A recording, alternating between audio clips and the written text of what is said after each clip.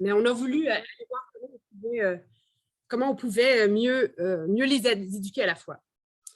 Un jour, la maman d'une amie à Sylvia, ma plus âgée, m'a invitée, m'a dit dans la cour d'école, tu devrais venir à Saint-Bonaventure. Il y a des belles catéchèses, puis les homélies sont inspirantes. Ben, on fréquentait paroisse arménienne catholique, melkite catholique, et on les fréquente toujours. Puis on a été invités à cette paroisse, on a dit, bon, ben, allons-y. On a été passer un dimanche là-bas et les enfants ont vécu des belles catéchèses et on y allait au rythme des dimanches, comme prévu dans notre routine. Et les homélies également nous rejoignaient beaucoup. Mais je voulais m'impliquer davantage, puis je me suis dit, il faut que je prenne des cours de théologie. Ma catéchèse est beaucoup trop loin, il faut que j'aille me rafraîchir, mieux connaître qui est Jésus, que je connais sûrement en parole, mais je veux mieux le connaître. Donc, je me suis inscrite à l'université, j'ai fait 2 cours de théologie. La vie étant ce qu'elle est, là, j'ai fait ces 2 cours, je les ai réussis, j'ai appris beaucoup de choses, j'étais bien heureuse d'ailleurs de les apprendre, ces choses, mais parallèlement à ça, je reçois l'invitation de la part d'Élisabeth, qui était à l'époque l'adjointe à la mission pastorale à la paroisse Saint-Bonaventure, qui m'invite à aller à la première session Alpha. Elle me dit, tu devrais venir, viens donc essayer. Je dis, ben là, 2018, je viens de terminer un congé de maternité, je viens de retourner au travail, les cliniques sont pleines, mes enfants ont besoin de moi, je l'allaite encore, je pense que c'est vraiment pas pour moi. Mais elle m'a dit, écoute,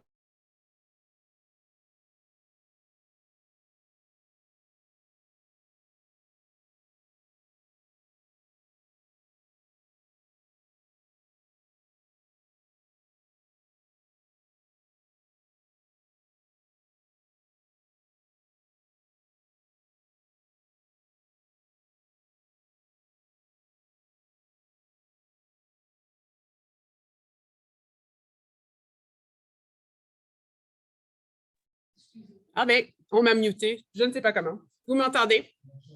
Super. Si je parle tout seul, faites-moi signe, parce que j'aurai la faute. Parfait. Donc, j'en étais où quand je vous ai... ah oui, je vous parlais de l'invitation à la session alpha. Une session alpha, pour vous dire en quelques mots ce que c'est une série de rencontres qui se passe hebdomadairement, une fois par semaine, pendant à peu près 12 semaines, où on invite les participants à venir s'asseoir autour d'une table avec des gens qui finissent par connaître, pour partager un repas, bien fraternellement, pour ensuite faire écouter un enseignement, une vidéo sur un sujet ou un autre, entre autres, parmi les sujets, le sens de la vie, qui est Jésus, la guérison, la prière, bref, des sujets ou d'autres dans la vie, peut-on aller se poser ces questions. Et ensuite, ça finit par un temps d'échange avec les frères et sœurs avec qui on partage la table. Mais j'ai beaucoup hésité avant d'accepter l'invitation, mais je l'ai acceptée parce que je voyais bien que, comme signe du Seigneur, mon mari était correct avec ça, mes enfants étaient bien à la maison, ma petite aussi qui avait à peine 1 an. Donc, j'essayais ce premier souper. Et là, on m'a accueilli, on m'a invité à manger un repas chaud. C'est gratuit, Alpha. J'ai mangé un repas chaud avec ces gens-là, voulant me lever pour mettre mon assiette. C'est non, non, non, reste assise, on s'occupe de ça. Vraiment un temps où on prend soin de moi, finalement, comme maman qui travaille, là, me faire dire, tu ne fais pas de vaisselle ce soir, on s'occupe de ça. C'était spécial. Ça m'a touchée, finalement. Cette expérience commençait déjà à me toucher. Vous savez, je suis très heureuse d'être maman de 4 beaux enfants. C'était notre projet de vie, Bernard et moi, puis on est très épanouis dans ça. Mais bien évidemment, la vie peut user. Être enceinte à l'été, année d'affilée, ça fait 10 ans maintenant. Et à Alpha, on m'invite à m'arrêter, à écouter, à parler, à échanger sur des sujets desquels on n'a jamais la chance d'échanger. Comme maman qui mange quelques bouchées à la fois en train de servir ses enfants, ranger les restants, faire la vaisselle, c'est beau de pouvoir se faire accueillir comme ça. J'ai été touchée donc et de semaine en semaine, je racontais à Bernard tout ce que je vivais, puis il voyait bien que déjà quelque chose d'important se vivait pour moi, puis il était content de m'encourager à y retourner. Le 3 novembre 2018, c'était la journée qui s'appelle la journée à l'Esprit Saint. La session Alpha, elle a ainsi une fin de semaine où on invite les participants à venir vivre une journée où on parle du Saint-Esprit. On apprend un peu mieux qui est le Saint-Esprit. On lit des passages de la parole, on prie les uns pour les autres, on fait des chants de louange, des chants méditatifs, des chants de prière, des prières, je l'ai déjà dit. Et il y avait la possibilité d'assister au sacrement du pardon. Le sacrement du pardon. Et là, je suis assise, il y a des beaux chants, je me sens recueillie, je me sens bien. Je me dis, mais Julie, tu n'as aucun obstacle cette fois-ci. L'appel à aller à la confession n'était pas nécessairement quelque chose de fréquent pour moi. Mais là, je pouvais y aller. Il n'y avait personne qui attendait en file. Je n'ai pas d'enfants à discipliner autour de moi à l'église avant la messe. J'ai le temps d'y aller. J'ai donc dit, bon, d'accord, j'y vais. Et donc, j'ai été à la confession. Et là, je suis désolée, je ne partagerai pas ma confession. C'est une blague. Mais alors, au moment de l'absolution, les paroles reçues du prêtre entraient en moi. Et j'ai ressenti une soudaine paix. Mais pas n'importe quelle paix. Une paix vraiment complète. Rien ne pouvait me déranger. Dans les paroles du prêtre qui nommait combien Dieu m'aime, combien Dieu a tout mis en moi, combien Dieu veut me voir bien, il prend soin de moi et combien Dieu me pardonne, c'est venu me chercher comme ça. Ça m'a inondée d'amour. Et j'ai remercié le prêtre, Patrice, en question, avec qui j'ai la chance de collaborer à la paroisse. Je l'ai remercié pour je ne sais pas encore trop quoi qui venait de se passer en moi. Vous savez, la vie a ses épreuves. Ma vie de jeune adulte a été parsemée d'épreuves. Nous en avons tous. Particulièrement, à l'âge de 25 ans, j'ai perdu ma maman, qui en avait 48.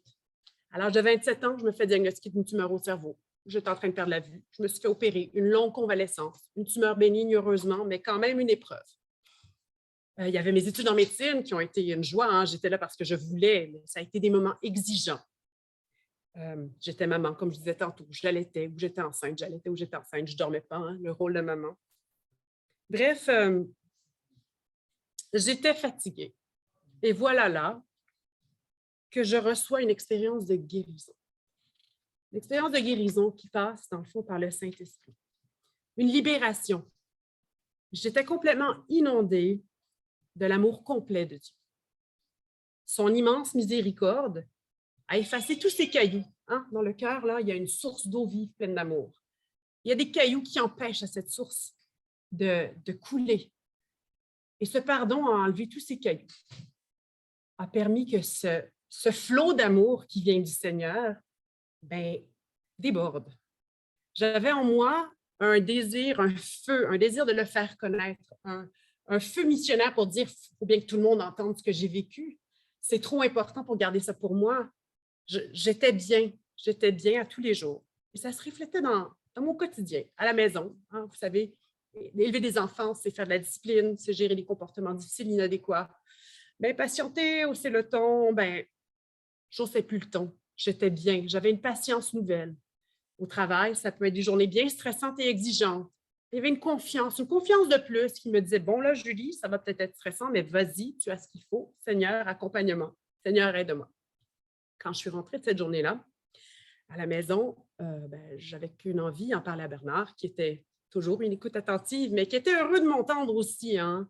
Et Bernard vit la foi catholique aussi, et donc ça lui faisait vraiment du bien d'entendre ce que je disais. Puis j'ai une grande famille, comme je vous disais, croyante aussi. Alors, c'était facile de trouver une audience pour aller raconter ce que j'ai vécu. Et c'est ce que j'ai fait. C'est ce que j'avais besoin de faire. Et cette paix, cette joie complète, inégalée, nulle part autre dans ma vie, m'a accompagnée, a continué de m'accompagner au fil des jours, au fil des semaines. Est-ce qu'elle est toujours là, cette paix, cette joie? Ma condition d'humaine, malheureusement, dit que non. Hein. Je retombe dans mes faux plis, je m'éloigne et là, je me dis, mais voyons, Julie, tu sais ce qu'il est pour toi, le Seigneur, retourne-toi vers lui, tu le sais qu'il va t'aider. Et c'est là que je me retourne vers la prière. Je me retourne vers le besoin de lire l'Évangile. Depuis cette journée-là, là, assister à la messe, ce n'est pas juste le dimanche. J'ai besoin d'aller à la messe pendant la semaine. Les jours où je peux, où je commence plus tard, je vais aller à la messe, je vais lire l'Évangile, la parole du Seigneur, le besoin de prier. Je me suis fait remettre un bréviaire. Hein. Vous savez, le bréviaire, c'est la prière des prêtres. Périodiquement, je m'y mets. J'ai besoin de faire la prière. Chanter des chants de louange, chanter des chants méditatifs. Et évidemment, entraîner mes enfants dans ça. Hein. Ils avaient le goût avec moi, écouter des chants de louange sur YouTube, là, plein de chants qu'on chante à l'église, qu'on connaît, qu'on aime. Ça gonfle le cœur. Ça ramène à cet état de Dieu m'aime, Dieu est là avec moi maintenant. Sa promesse est vraie dès maintenant. Son règne éternel est vrai sur terre aussi. Il m'aime ici sur terre tellement là qu'il a tout donné pour moi, pour chacun de nous finalement. Et il me dit, avec toi je serai. Et j'aime décrire mon expérience par une belle paire de lunettes. Vous allez la trouver chic. Depuis ce jour-là, je porte une paire de lunettes qui a 2 phares ici. 2 phares qui mettent une lumière sur ma route. Donc, ma route, elle est illuminée. Elle est illuminée par l'amour débordant du Christ en moi. Et juste à côté de moi, ben, il y a Jésus. Jésus le Christ qui nous a tout donné aussi et qui est avec moi pour marcher, pour m'accompagner. Cette joie se ressent même dans l'épreuve. Et là, je ne dis pas que je suis heureuse d'en avoir des épreuves, je ne les demande pas, mais elles sont inhérentes à la condition d'humain. Hein. Tout le monde en vit des épreuves. Mais ces épreuves deviennent plus faciles parce que j'ai la joie de savoir que je suis infiniment aimée. Laissez-moi voir où je t'ai rendu dans mes notes parce que là, j'ai parlé sans regarder mes notes, ce qui est bien, mais j'arrive. Dans le fond, la suite de ça, c'était aussi le besoin de m'impliquer en paroisse. J'ai été animatrice aux sessions alpha. Bernard et moi faisons la catéchèse aux jeunes pour l'éducation à la foi. J'ai chanté dans le band à l'église. J'ai même animé des messes complètes en l'absence de la chanteuse. Donc, chanté tous les chants de la messe qui sont des moments de joie à chaque fois, là, mais ce désir d'être là dans l'action, dans la foi, ben, c'est constant. C'est constant. Vous savez, quand on est rempli de l'Esprit Saint, Dieu est aussi proche de nous qu'il ne l'a été de ses disciples ici-bas sur terre. Et être rempli du Saint-Esprit, c'est quand j'ai senti en mon cœur cet amour divin et complet, ce règne du Seigneur ici présent avec moi. Ressentir cet amour change tout. Change tout parce que ça donne un sens à tout. Il n'y a plus rien, qu'il n'y a plus de raison finalement. Vous savez, l'Évangile dit, aimez vos ennemis, bénissez ceux qui vous persécutent. Wow, hein, Seigneur, c'est un peu tough ça, tu ne trouves pas? Hein? Aimer nos ennemis, tout ce qui implique la foi chrétienne, hein, la morale de la foi chrétienne. Ben, il n'y a plus rien d'autre qui fait un sens pour moi. C'est ça le chemin de vérité pour moi. J'ai déjà entendu dire, et je trouvais que ça faisait tellement de sens, je pense que c'est dans la joie de l'Évangile que j'ai lu ça. La morale est seconde. Elle n'est pas secondaire. Elle est tout aussi importante. Mais l'annonce du Christ, la rencontre avec son amour, être brûlant de son amour, mais le reste après vient comme par simple... C'est la seule vérité, c'est la seule possibilité. Une fois qu'on sait combien il nous aime, qu'on a touché à cet amour, cette étincelle s'est allumée en nous, on sait comment la rallumer si malheureusement par ma condition d'humaine, je peux l'éteindre. J'ai trouvé ça surprenant que du haut de mes 36 ans à l'époque, j'ai 39 ans aujourd'hui, bien, j'avais attendu si longtemps avant de vivre cette expérience dans le fond du baptême dans l'esprit. Hein? Puis cette expérience ne vit pas juste une fois dans la vie, cette expérience peut se faire vivre et revivre. Dans Jean chapitre 3, verset 3, on peut lire « À moins de naître de nouveau, nul ne peut entrer dans le royaume de Dieu. » Mais l'Esprit Saint, c'est lui qui fait naître de nouveau. C'est lui qui permet la rencontre de Dieu. Cette expérience qui bouleverse, transforme pour le mieux, à jamais. Dans Éphésiens 5, verset 18, on peut lire « Ne vous enivrez pas de vin, car il porte à l'inconduite. Soyez plutôt remplis de l'Esprit Saint. » Dans une des vidéos alpha, on entend le père Raniero Cantalamessa, le prédicateur du pape depuis 1980, qui dit cette ivresse que donne l'état d'être rempli du Saint-Esprit, bien, c'est une ivresse stable où on est bien. Et chaque personne réagit différemment hein, quand elle est remplie du Saint-Esprit. Hein, mais à chaque fois, c'est une expérience, quand elle est vécue, qui transforme à jamais. Excusez-moi, je vais tourner ma page.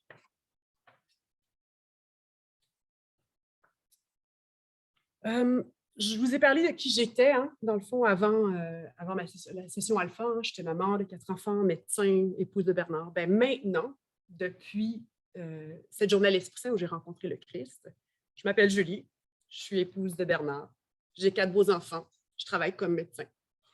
Je suis dans une belle grande famille aimante et accueillante. Il n'y a pas grand-chose qui a changé. Hein.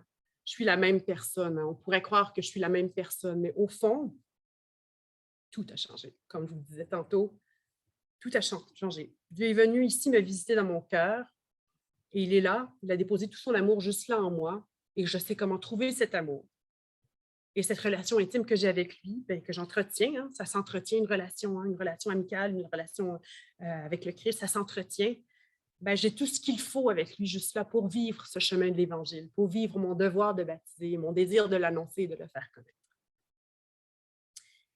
Cette rencontre a confirmé la plus grande des identités, la plus importante des identités. Sur cette vie sur Terre, on s'en donne des identités. Je suis mère, fille, épouse, sœur, amie, collègue, nièce, cousine, médecin, maman. La seule vraie identité en haut là-bas, là, c'est celle d'enfant de Dieu. De ce Dieu qui est infiniment bon, qui m'aime à l'infini, de ce Dieu qui dépose en moi tout son amour, il promet d'être avec moi jusqu'à la fin des temps. Il m'accompagne sur ce chemin qui a peut-être son lot d'épreuves, mais il est toujours là. Il est présent en toutes circonstances. On a raison, les Égyptiens, d'avoir toutes les expressions qu'il faut pour chaque événement pour dire « Nashkur Allah, Rabbena Kabir » tout le temps. Il est tout le temps là. Et c'est vrai. La joie de le connaître, elle est tangible. La joie de le connaître, elle est vraie et elle est là dans mon cœur. Quand on touche à l'amour complet, l'étincelle allumée ne s'oublie jamais, comme je vous disais tantôt. Il y a une peinture que vous avez peut-être déjà vue de Jésus qui est à la porte et qui est là, qui attend. Il n'y a pas de poignée du côté de la porte où Jésus il est, parce que la poignée elle est de l'autre côté. J'aime beaucoup, beaucoup cette peinture parce que, dans le fond, ce qu'elle veut dire, c'est que Jésus est là, il attend. Il s'agit de lui ouvrir la porte. Puis c'est ce qui est arrivé pour moi ce 3 novembre 2018.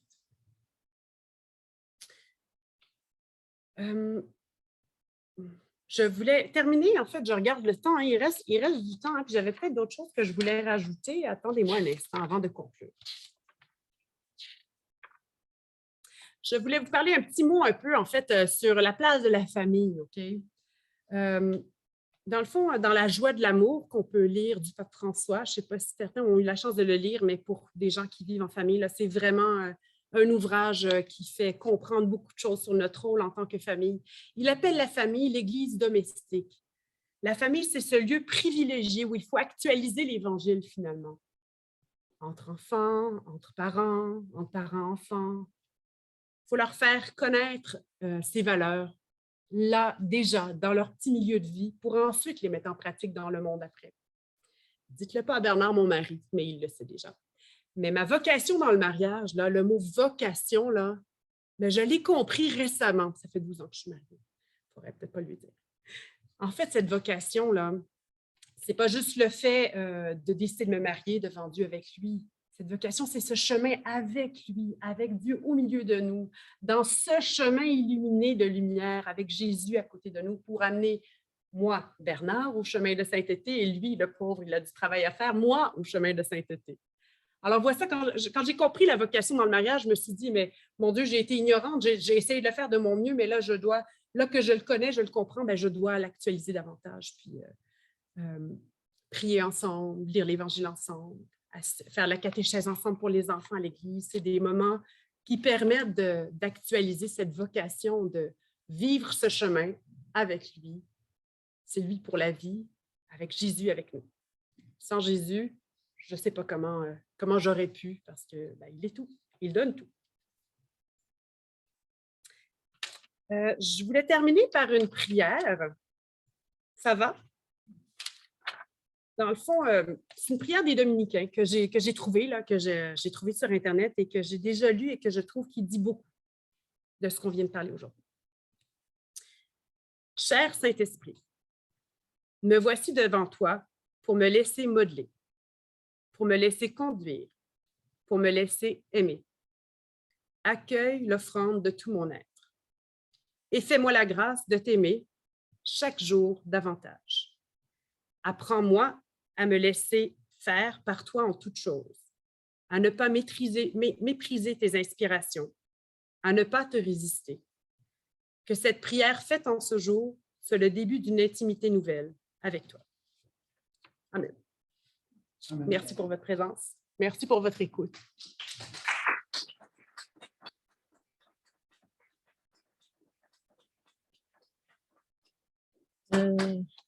Chers amis, je tiens à m'excuser auprès des gens qui sont chez eux pour les problèmes techniques que nous avons eus au départ.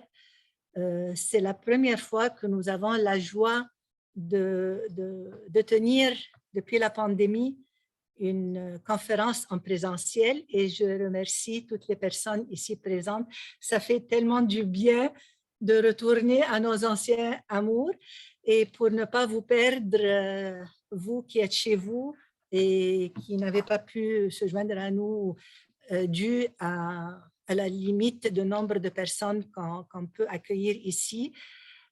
C'était notre première expérience et ça a l'air qu'avoir 2-3 ordinateurs dans la même salle, on apprend.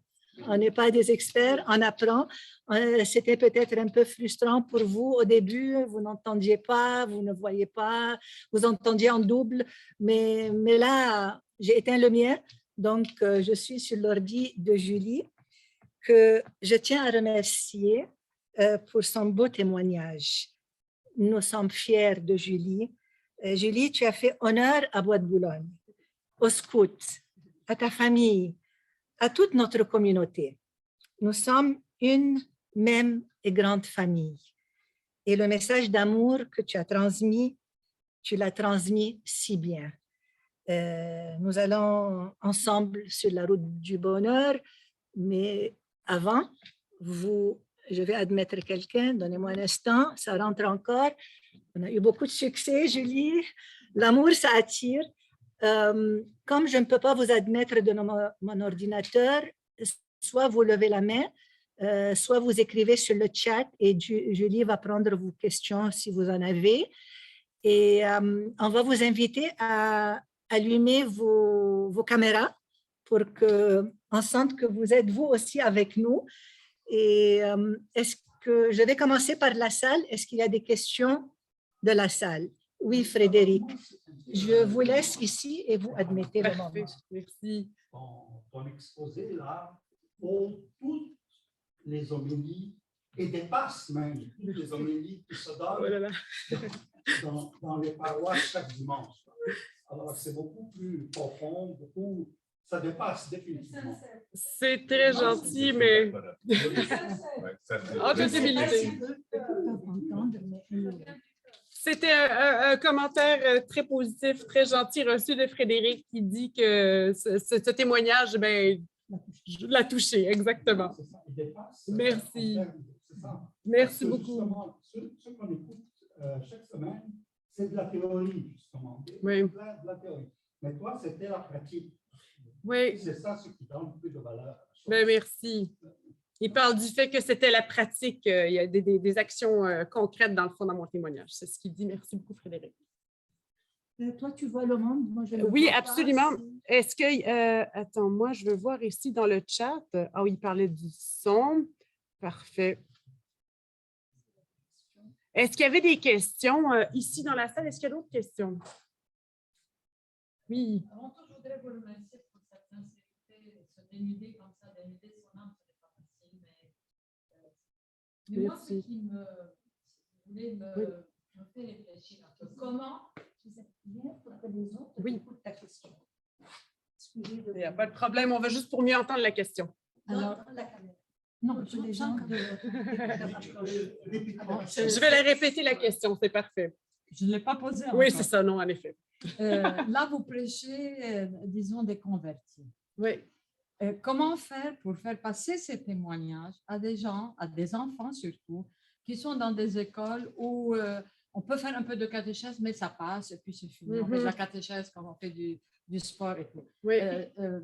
C'est ce pas-là, je ne le vois pas dans notre société. Oui. Dans les sociétés orientales, moi je suis libanaise, dans les sociétés orientales, on a des écoles catholiques et même si ce sont des écoles laïques, il y a quand même un esprit où on dit non, laisse passer ton copain ou bien fais attention. Ici, non, c'est mon droit, c'est mon droit, c'est mon devoir, c'est mon devoir. Oui. Alors, Dieu, là, je ne sais plus où il en est et Jésus, comment le faire vivre? C'est là où le défi. Le défi est... Vous aimeriez m'entendre.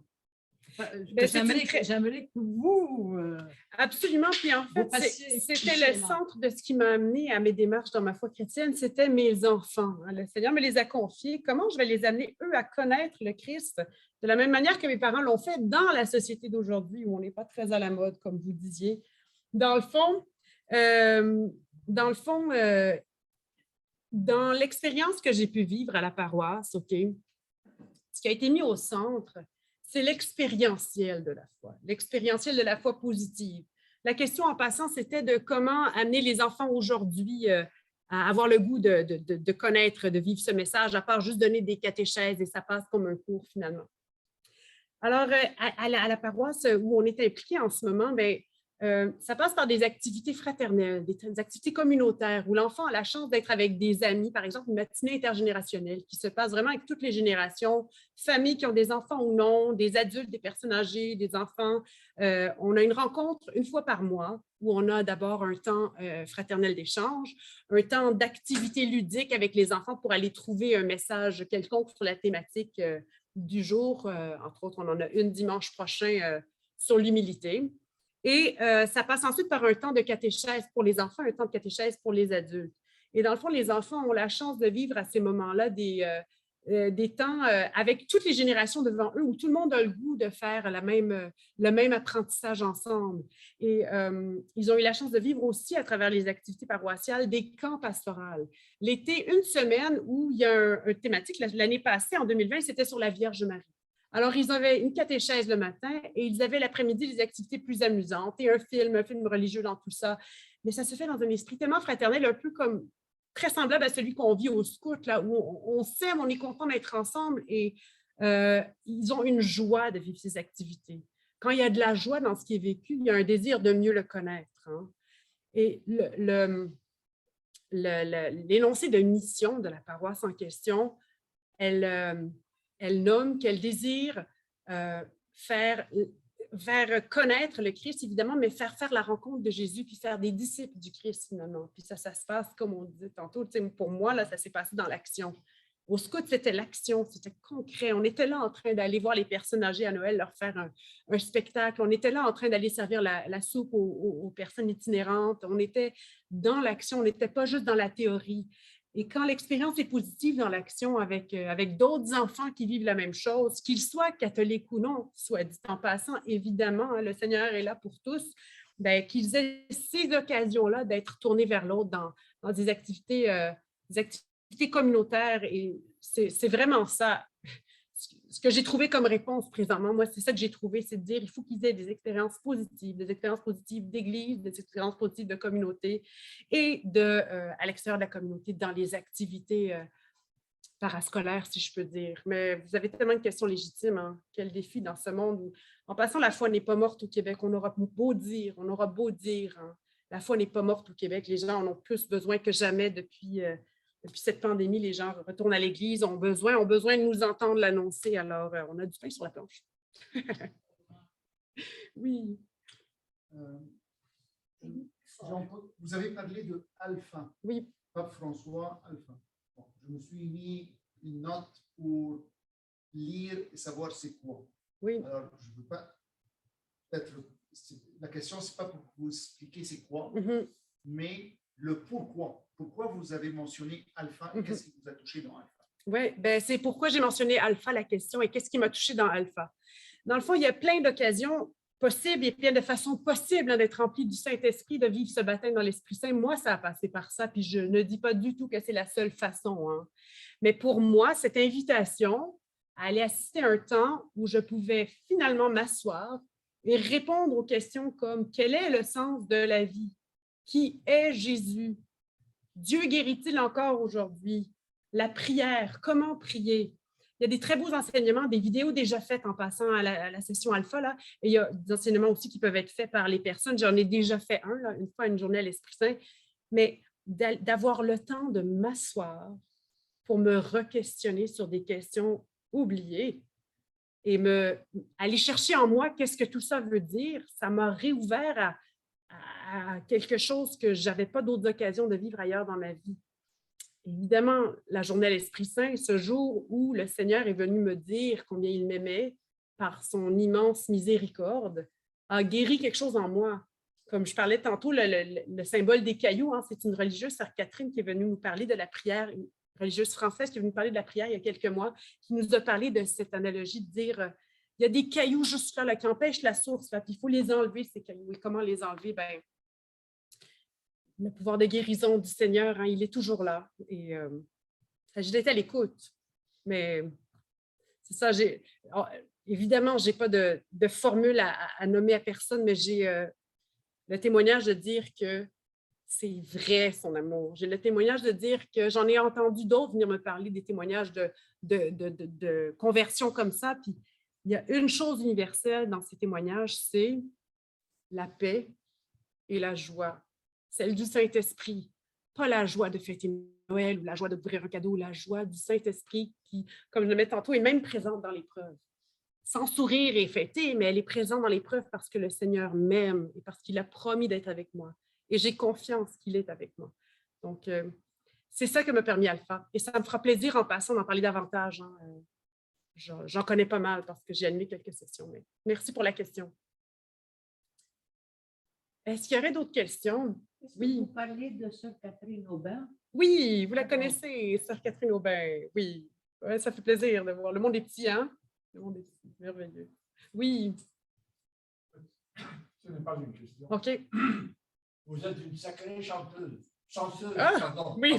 Chanteuse. Mais je chante parfois, mais c'est gentil, merci. Merci. Parce que les circonstances de la vie vous ont permis de rencontrer le Seigneur. Oui.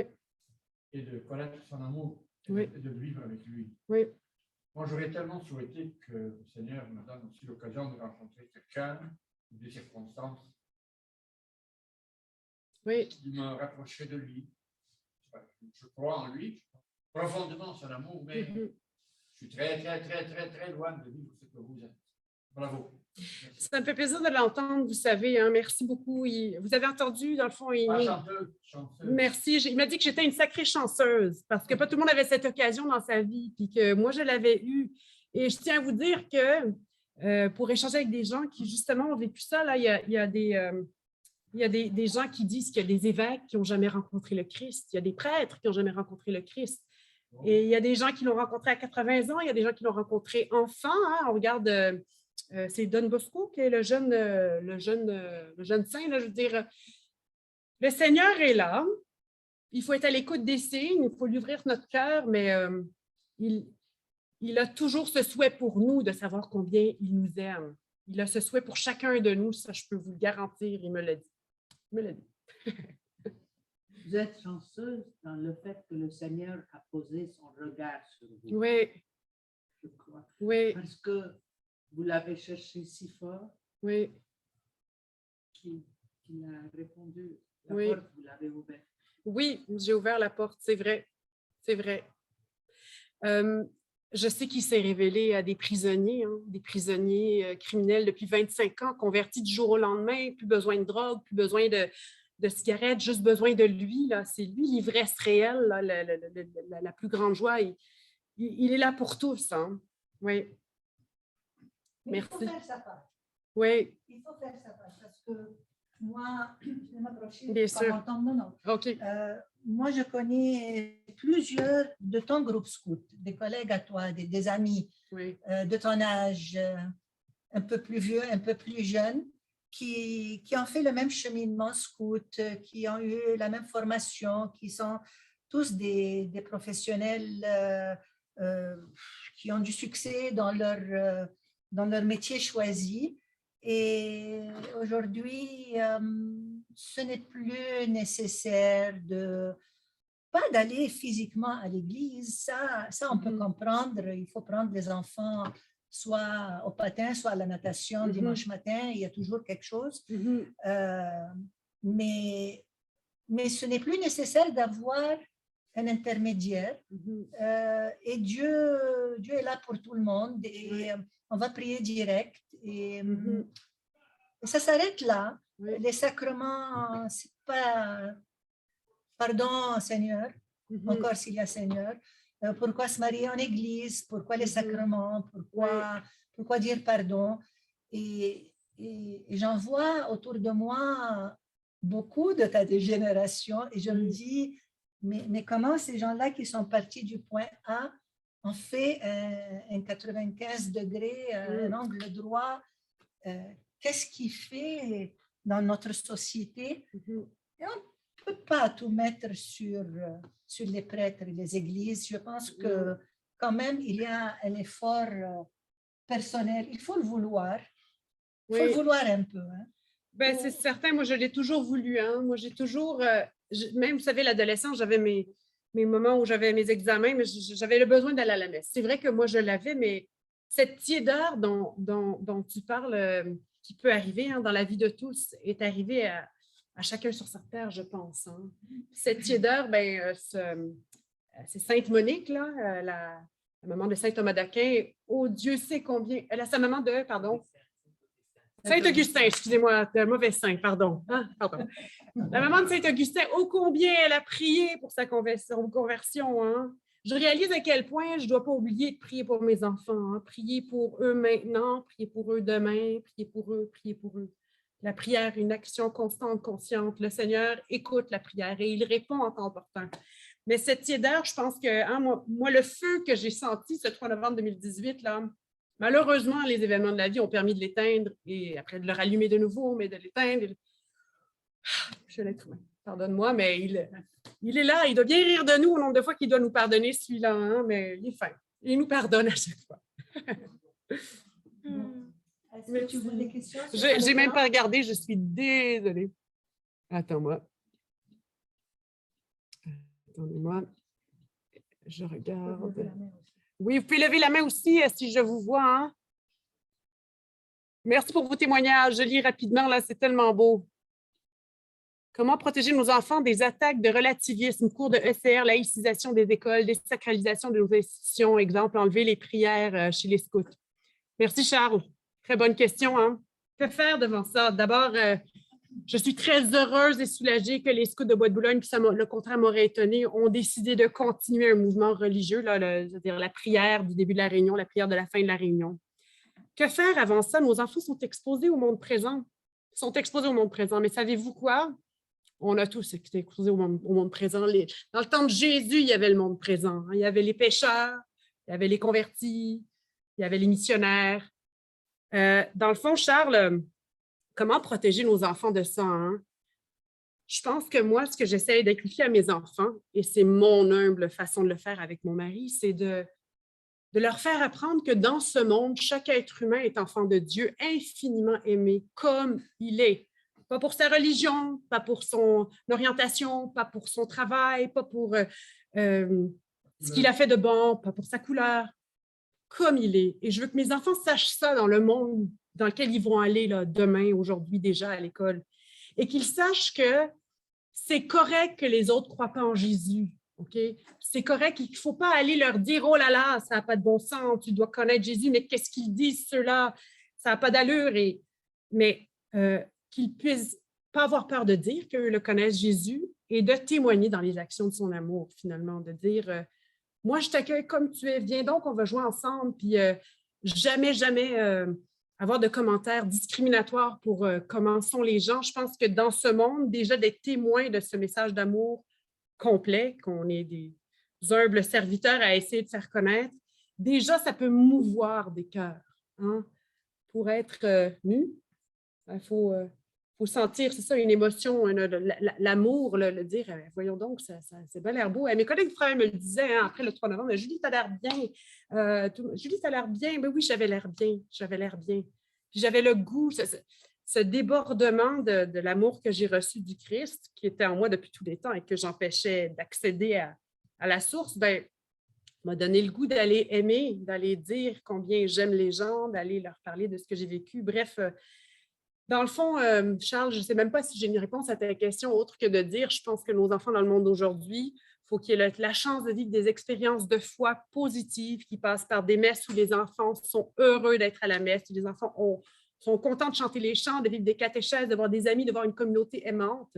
Ils ont des occasions aller vivre des activités parascolaires, ou j'essaie de dire parascolaires, mais à l'extérieur de l'Église aussi, des activités dans la foi, comme la catéchèse à l'école, si possible, ou la catéchèse, ou les camps pastoraux, ou d'autres occasions. On a même fait des camps familiales à la paroisse en passant, où on va un certain nombre de familles dans un chalet, OK, chacun son chalet, puis on fait des activités pastorales, enfants ensemble, adultes ensemble, le prêtre vient nous faire des catéchèses, on fait la messe à tous les jours, obligatoire pour les enfants tous les jours. Mais bref, cette expérience scout-là de vie qu'on avait de joie, bien, elle se vit aussi dans leur quotidien à eux, puis qu'on fasse partie de ça, je pense. C'est ça, moi, Bernard, dans notre rôle d'éducateur à la fois de nos enfants, mais c'est ça qu'on a choisi, de trouver des occasions positives. Et je souhaite de tout mon cœur que cette adolescence où on doit remettre tout en question, là, qu'ils restent accrochés à la foi, puis qu'ils aient toujours le goût de le connaître. Et moi, si je vais leur faire connaître Jésus plus dans la tête ou dans le cœur, mais j'espère qu'un jour, ils vont être inondés de cet amour puis avoir le goût de le faire connaître à leur tour. Je ne sais même pas si je réponds à ta question, mais merci de me remercier, Charles. Allez, est-ce qu'il y a quelqu'un d'autre qui veut rajouter quelque chose? Est-ce que j'ai oublié? Merci pour vos beaux commentaires. J'ai oublié quelqu'un? Non? Je pense que non. Merci d'avoir été là en passant. Chacun de vous. Encore une fois, merci pour votre écoute. Merci encore une fois à Julie. Bravo, Walid Dermarkar. Tu as fait une fille formidable. Je t'en félicite. Alors, on vous embrasse. À la prochaine. Et suivez-nous entraideboisdeboulogne.org pour les prochaines activités. Bonne soirée à tous et merci encore.